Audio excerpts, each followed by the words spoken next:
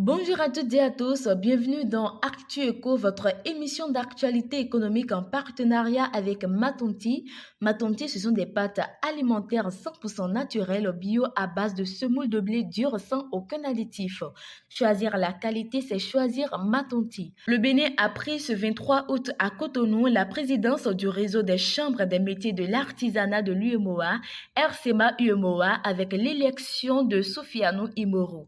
Cette nomination consacre le dynamisme du pays dans la promotion et la modernisation de l'artisanat au sein de l'Union.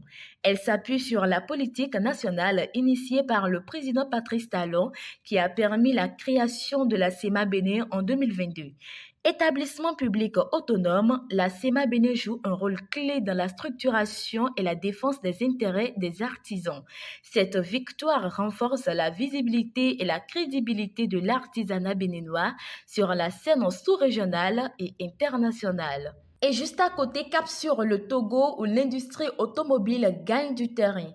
Toyota mise sur Lomé et annonce l'ouverture en octobre 2025 une plateforme de distribution au port de Lomé. Ce hub stratégique permettra d'importer, de distribuer et d'assurer le service après-vente des véhicules Toyota dans toute l'Afrique de l'Ouest. Mais ce n'est pas tout. Le projet prévoit aussi une expansion vers les secteurs des énergies renouvelables et de la santé. Cette initiative officialisée lors de la TICAP 9 scelle un partenariat fort entre le PDG Ichiro Kashitani et le président togolais Faure Gnassingbé. Elle confirme le rôle stratégique du Togo comme porte d'entrée de la zone de la libre-échange continentale africaine et pôle industriel régional. Zoom sur le Sénégal qui se prépare à exploiter cette année ses premiers gisements de pétrole et de gaz, ouvrant ainsi une nouvelle ère économique. Le pays enregistre déjà une croissance soutenue depuis 2014, portée par le plan Sénégal émerge et d'importants investissements dans les infrastructures. Avec les projets Sangoma et GTA, des recettes considérables sont attendues. Pour éviter la malédiction des ressources, les autorités misent sur une gestion transparente via un fonds souverain. Objectif, accélérer l'industrialisation, développer les énergies renouvelables et renforcer le positionnement stratégique du pays en Afrique de l'Ouest.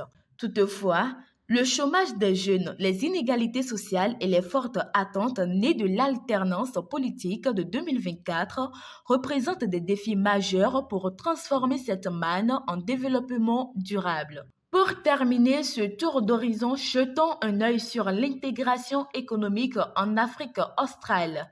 La communauté de développement d'Afrique australe, SADC, malgré un PIB cumulé de 841 milliards de dollars, peine encore à réaliser pleinement son potentiel d'intégration économique.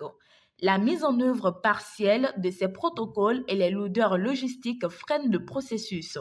Résultat, le commerce intra-régional plafonne à 23%, bien en deçà des échanges avec le reste du monde. Pire, les droits de douane persistent malgré les accords de libre-échange. Face aux surtaxes américaines de 2025, chaque pays a réagi de manière isolée, révélant l'absence d'une stratégie commune. Cependant, des signaux positifs apparaissent, l'adhésion progressive des États à la zone de libre-échange et une volonté collective de révéler les défis externes. La coopération avec la zone de libre-échange continentale africaine, notamment à travers un forum consultatif, pourrait redynamiser le processus sous la présidence malgache. Et ce sera tout pour ce numéro de votre émission Actu Eco. Merci de nous avoir suivis et à la prochaine.